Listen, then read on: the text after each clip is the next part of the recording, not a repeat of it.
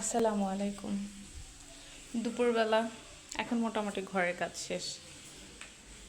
তো জাস্ট আমি আমার ছোট্ট সংসারটাকে দেখাচ্ছি। এটা হচ্ছে আমার ছোট্ট সংসার, কিন্তু সারাক্ষণ এখানেই বসে থাকা, এখানেই কাজ করা, এই আর কি।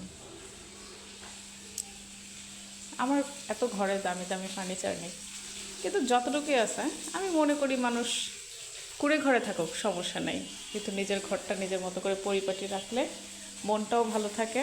সারাদিনে যত কর্মব্যস্ততাই হোক না কেন, আপনি দিন শেষে যখন ঘরের মধ্যে ঢুকবেন তখন নিজের ঘরটাকে মনে হয় ছোট্ট, এটাই আমার একটা ছোট্ট জান্নাত, এটাই আমার ছোট্ট একটা সংসার, যেখানে ঢুকলে সারাদিনে কর্মব্যস্ততা ভুলে মনটা যেন ভরে যায়। আমার কাছে এটাই মনে হয়।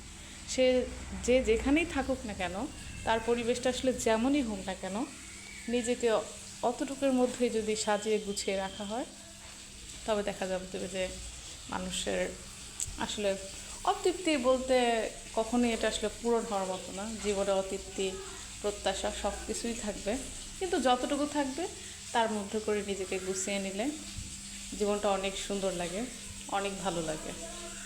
আমি এটাই আশা করি। আমার ছোট্ট সংসার নিয়ে আমি অনেক সুখী।